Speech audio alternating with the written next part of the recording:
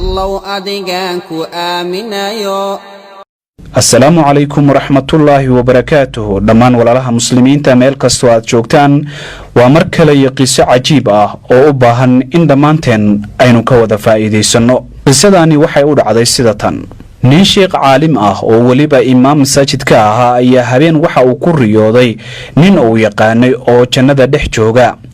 markii la gaaray subaxii oo waagii uu baryay ayaa iimaankii wuxuu raadiyay ninkii uu xalay ku riyooday isagoo oo jannada dhex jooga. markii ninkii uu yimid ayuu imaamkii waxa uu ku yiri ii sheeg maxaad camal oo aad samaysaa oo alle aad ugu dhawaataa waayo xalay waxaan arkay ama aan ku riyooday adigoo dhex miranaya jannada Allah mideeda ugu qiimaha badan. ninkii waa uu diiday in imaamkii uu u jawaabo su'aashiisina uu uga jawaabo ilaa imaamkii uu dhowr jeer ku celceliyo su'aashiisa. ugu dambeyntii ninkii waxa uu dhaariyay imaamkii waxaana uu ku yiri ilaah baan kugu dhaariyay ii sheeg camalka aad samaysay aniguna aan Allah ugu dhawaade si aan u helo Allah raxmadiisa iyo jannadiisa. ninkii ayaa yiri imaam ayaa tahay oo qisadayda ma qarin kartid laakiin ii ballanqaad in aadan dadka u sheegaynin magacayga. imaamkii ayaa u ballan qaaday inuusan magaciisa sheegi doonin. ninkii baa ugu jawaabay waayahay dhageyso qisada igu dhacday. waan guursaday gabar. markii aan guursaday oo aan guriga geystay waxaan arkay in ay leedahay uur dhowr bilood oo aanan anigu lahayn.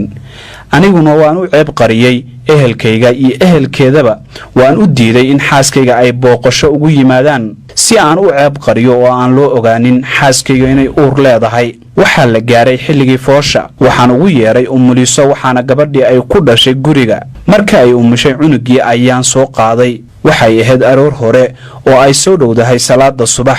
cunugii ayaan dhigay iridda masjidka aniguna gudaha masjidka ayaan u gudbay. waxaan tukaday salaad sunnah.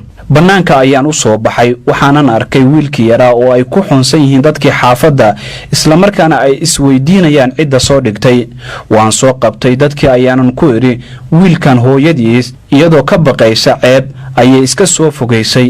aniga ayaana qaadanaya oo kafaala qaadaya gurigaygana ku korsanaya. waxaan u marqaati geliyay dadkii goobjooga ka ahaa halkaasi. kadib xaaskayga ayaan tuulo kale u waday. marqaatiyaal cusub iyo sheekh cusub ayaana ula tegay si mar kale la igu meeriyo. hadda waa xaaskayga waxa ay dhashay ilmo badan. naxariista aan ayada u sameeyay waxa ay ugu abaal guday in ay ugu noolayso janno adduun aakhirana. Allah ayaa waxaan ka baryaa in jannadiisa uu nagu kulmiyo aniga iyo xaaskayga.